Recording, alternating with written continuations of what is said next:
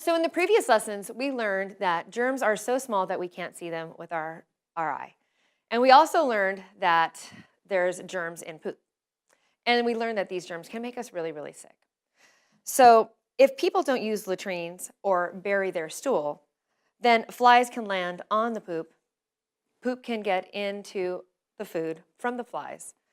And the flies can move parasite eggs from the stools onto the things we eat, to our dishes, to water, and to our dirty hands.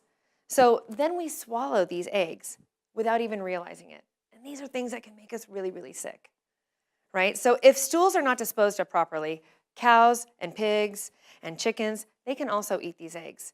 And the eggs can get into their flesh.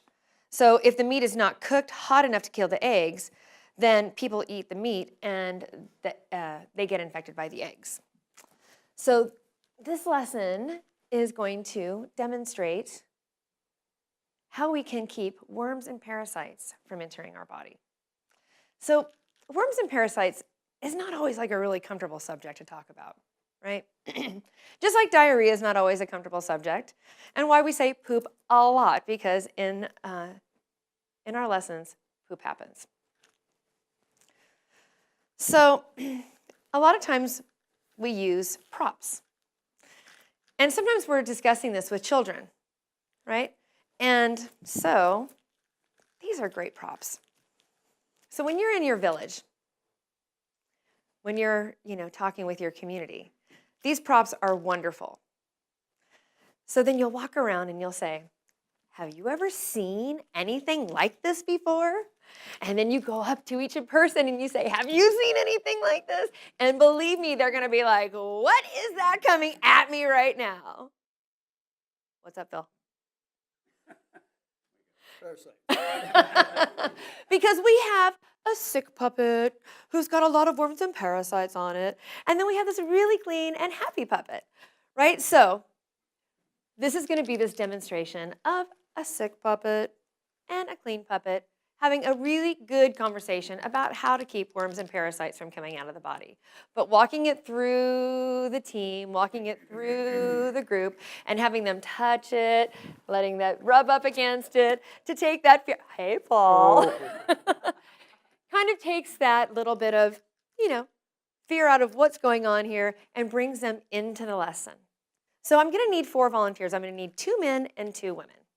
And a man and a woman who are good readers. So it's really important that you ask that people like to read, that want to read, right? Because some villages, people may not be comfortable reading out loud in front of people. So a man and a woman who are comfortable reading. Volunteers, please. Dave, yeah. All right, so Dave, go ahead and have a seat here. And now I need a woman who is comfortable reading. All right, Sherilyn, I'm so happy to have you. Great. And now I need a woman volunteer and a man volunteer. Yay, Napoleon and Lisa. Cool, cool. Now, I'm also going to need 2 volunteers to hold my little trusted veil of secrecy. And then we're going to have a little puppet show.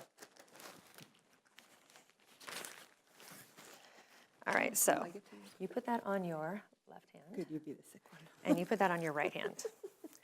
You're going to be the healthy puppet, and you're going to be the sick puppet. Yep. And then you put it through, and when the healthy puppet is talking, you just kind of open and close your hand. Yeah, I'm healthy. Yes, Napoleon, you're sick. Okay, so go ahead and I'm going to pull your hand through.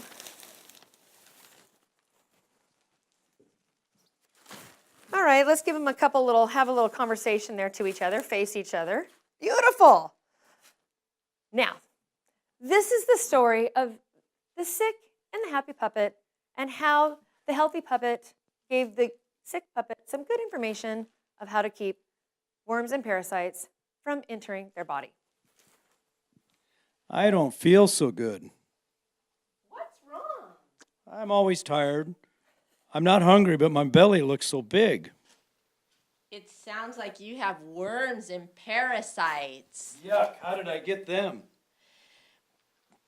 By eating food with dirty hands, by stepping in poop with bare feet, by drinking water contaminated, by eating fruits and vegetables that have not been washed, and by eating beef or pork that has not been cooked well. How can I get rid of them? You have to go to the clinic to get medicine. How can you make sure that I don't get them again? The most important thing you can do is to protect yourself are to wash your hands before you eat, bury stools or use the latrine, kill flies, drink only clean water, wash fruits and vegetables, cook all of your meat well, always wear shoes, and keep nails trimmed short and clean. Well, thanks for helping me. Yay! Wonderful. So then, always applaud the people who held your veil, your wonderful readers, and your wonderful puppeteers. Thank you so much. Thank you. Awesome. No, that's okay. So the puppets really do illustrate a very serious subject of what's happening in these many villages where waterborne illnesses are happening. Deeper than waterborne illnesses, these worms and parasites are getting into meats traveled by the flies from landing on poop or from unburied stools.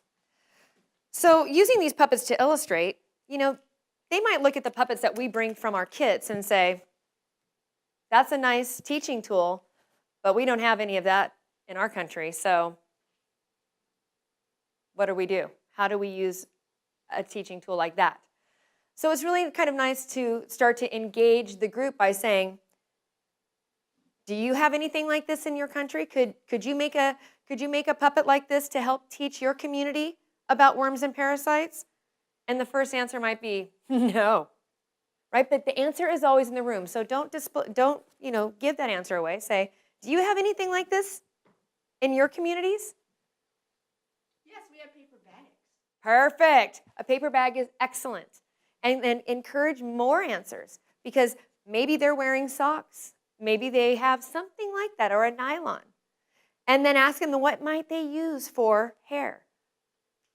Maybe they don't have these googly eyes that we might have gotten at like a shop, but what might they use for eyes? What might you use for eyes? Yes, buttons are amazing. What might you use for worms and parasites for this sick puppet? Pieces of string. Yes! So it's available, right? So it doesn't ever have to look the same because the same is lame, right? Being individual is where it's all about. So always encourage them to expand on their own ideas, to make their own thing, and then we can't wait to see what they've come up with the next time we come to visit their village.